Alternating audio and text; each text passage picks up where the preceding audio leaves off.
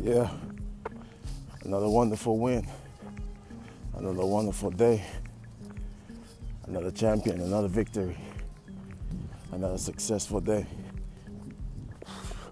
Get right with God.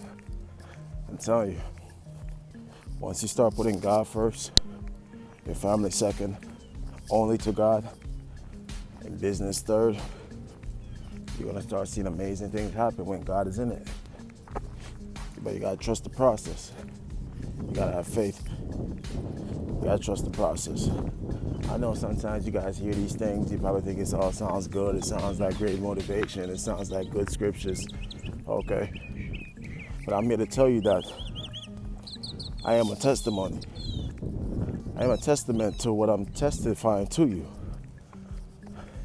If God could work for a guy like me, trust me, he could do a lot more for you. I'm just here to tell you that he's real. I'm here to tell you that his mercy is real.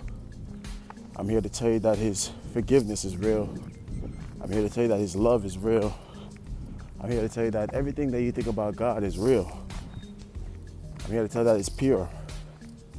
Tell you that it's kind. I'm here to tell you that it's very loving. I'm telling you that it's very forgiving.